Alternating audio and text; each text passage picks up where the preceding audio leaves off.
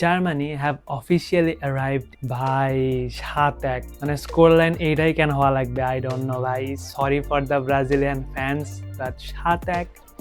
First of all 5 মিনিটেই যখন Germany গোল দিছে আমার মনে হইতেছিল যে জার্মানি অ্যাজ ইউজুয়াল অনেক কমফোর্টেবলি জিতে যাবে, জাস্ট বিকজ অফ কুরাসাও অনেক, তারা টেকনিক্যালি এত ভালো বা উন্নত ফুটবলিং নেশন না, বাট কুরাসাও যেই স্টাইলে কামব্যাক করছে আই থট যে তখন কুরাসাও অনেক বেশি অ্যাগ্রেসিভ হয়ে যাবে জাস্ট বিকজ অফ তারা গোল শোধ করছে, জার্মানির এগেনস্টে লিডিং পজিশন থেকে তারা কামব্যাক দিয়ে শোধ করছে।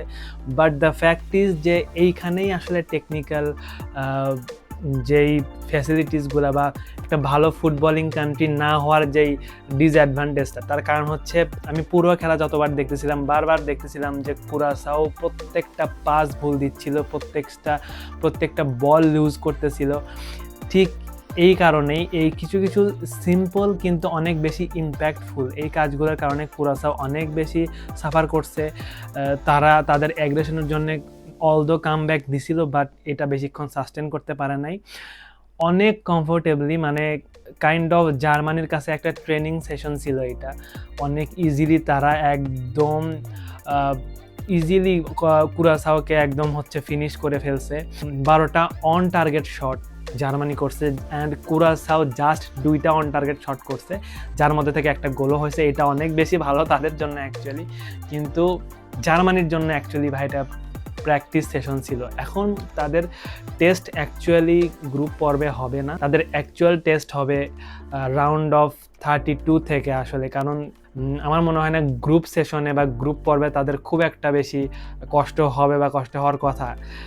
জার্মানি দুর্দান্ত ফর্মে আছে, আমরা প্রত্যেকটা সময় ফ্রান্সকে ক্রেডিট দিচ্ছি, স্পেনকে ক্রেডিট দিচ্ছি, আর্জেন্টিনাকে ধরতেছি, কিন্তু জার্মানিকে আমরা কোনোভাবেই এই ওয়ার্ল্ড কাপে ফেভারিট বলতেছি না। তার কারণ হইতে পারে একটা, যে তারা গত 2 ওয়ার্ল্ড কাপ সিজনে অর্থাৎ 18 এবং 22 তাদের খারাপ পারফরমেন্সের কারণে হয়তো দর্শকরা বা অ্যানালাইসিসরা বলতেছে যে তাদের বিশ্বকাপে তাদের অ্যাপিয়ারেন্স ভালো না, কিন্তু আমরা যদি দেখি গত 3-4 সিজন ধরে জার্মানির প্রত্যেকটা প্লেয়াররা তাদের ইন্ডিভিজুয়াল ক্লাব লেভেলে ক্লাব পারফরমেন্সে অনেক বেশি জোস খেলতেছে, মানে প্রত্যেকটা প্লেয়ার ফর্মে আছে। জামাল মুসিয়ালা, লিরয় সানে, কিমিক, মানে প্রত্যেকটা মানে তাদের টিম এফোর্ট ঠিক যেরকম 2014-তে আমরা দেখতে পাচ্ছিলাম যে একটা টিম ওয়ার্ক তারা দেখাচ্ছে।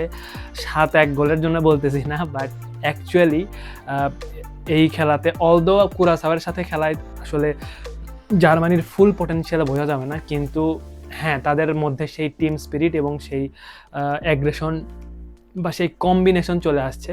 দেখা যাক জার্মানি কত দূর এগোতে পারে। আমার যেই হচ্ছে ইনিশিয়াল যেই প্রেডিকশন ছিল জার্মানিকে নিয়ে, যে অ্যাটলিস্ট তারা হচ্ছে এবার কোয়ার্টার ফাইনাল পর্যন্ত যাবে, সেই অ্যাবিলিটি তাদের আছে। তো দেখা হচ্ছে নেক্সট ম্যাচে, এরপরে আর্জেন্টিনা দেখা যাক কী করে। Till then, by.